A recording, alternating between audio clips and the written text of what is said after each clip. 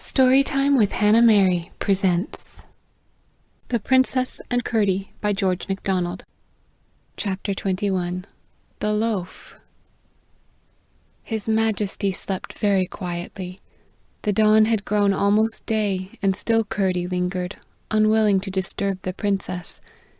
At last, however, he called her, and she was in the room in a moment. She had slept, she said, and felt quite fresh. Delighted to find her father still asleep, and so peacefully, she pushed her chair close to the bed, and sat down with her hands in her lap.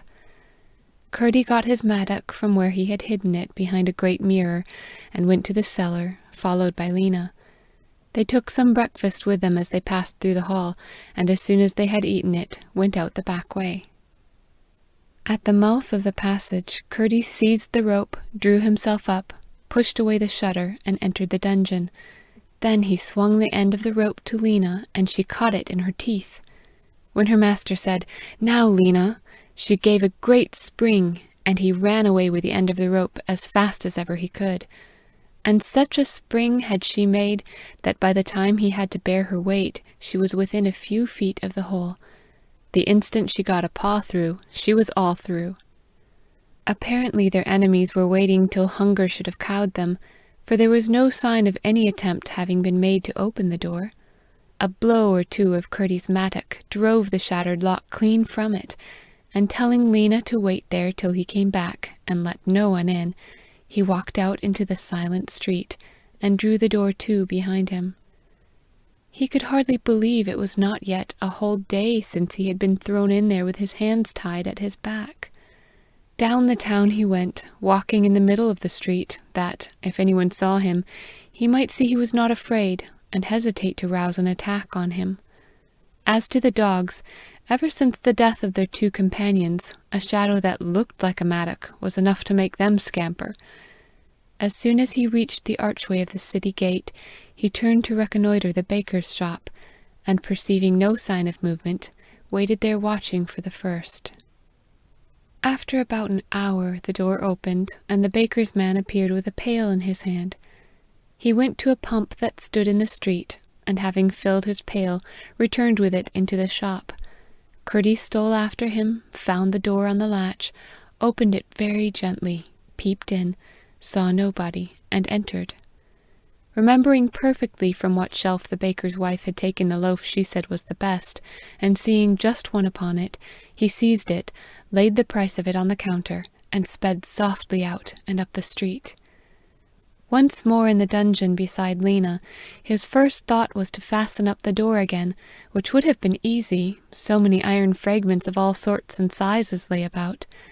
But he bethought himself that, if he left it as it was, and they came to find him, they would conclude at once that they had made their escape by it, and would look no further so as to discover the hole. He therefore merely pushed the door close and left it. Then once more carefully arranging the earth behind the shutter, so that it should again fall with it, he returned to the cellar. And now he had to convey the loaf to the princess. If he could venture to take it himself, well; if not, he would send Lena. He crept to the door of the servants' hall, and found the sleepers beginning to stir. One said it was time to go to bed, another that he would go to the cellar instead, and have a mug of wine to waken him up, while a third challenged a fourth to give him his revenge at some game or other. "Oh, hang your losses," answered his companion. "You'll soon pick up twice as much about the house, if you but keep your eyes open." Perceiving there would be risk in attempting to pass through, and reflecting that the porters in the great hall would probably be awake also, Curdie went back to the cellar, took Irene's handkerchief with the loaf in it, tied it round Lena's neck, and told her to take it to the princess. Using every shadow and every shelter, Lena slid through the servants like a shapeless terror through a guilty mind, and so, by corridor and great hall, up the stairs to the king's chamber. Irene trembled a little when she saw her glide soundless in across the silent dusk of the morning that filtered through the heavy drapery of the windows, but she recovered herself at once when she saw the bundle about her neck, for it both assured her of Curdie's safety and gave her hope of her father's. She untied it with joy, and Lena stole away, silent as she had come. Her joy was the greater that the king had woke up a little while before and expressed a desire for food. Not that he felt exactly hungry, he said, and yet he wanted something. If only he might have a piece of nice fresh bread. Irene had no knife, but with eager hands she broke a great piece from the loaf and poured out a full glass of wine. The king ate and drank, enjoyed the bread and the wine much, and instantly fell asleep again. It was hours before the lazy people brought their breakfast. When it came, Irene crumbled a little about, threw some into the fireplace, and managed to make the tray look just as usual. In the meantime, down below in the cellar, Curdie was lying in the hollow between the upper sides of two of the great casks, the warmest place he could find. Lena was watching. She lay at his feet, across the two casks, and did her best so to arrange her huge tail that it should be a warm coverlid for her master.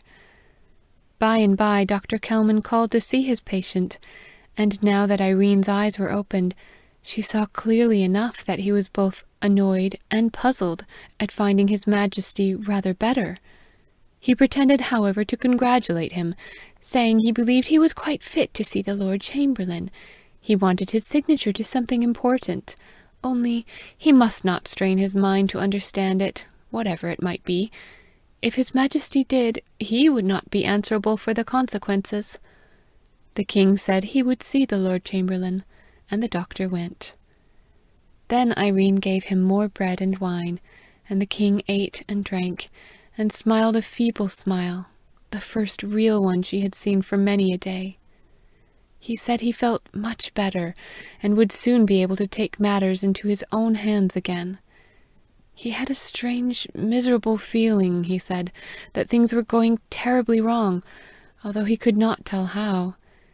Then the princess told him that Curdie was come, and that at night, when all was quiet, for nobody in the palace must know, he would pay his Majesty a visit. Her great-great-grandmother had sent him, she said. The king looked strangely upon her, but the strange look passed into a smile clearer than the first, and Irene's heart throbbed with delight. End of chapter 21. Find more stories on Instagram at storytime.with.HannahMary.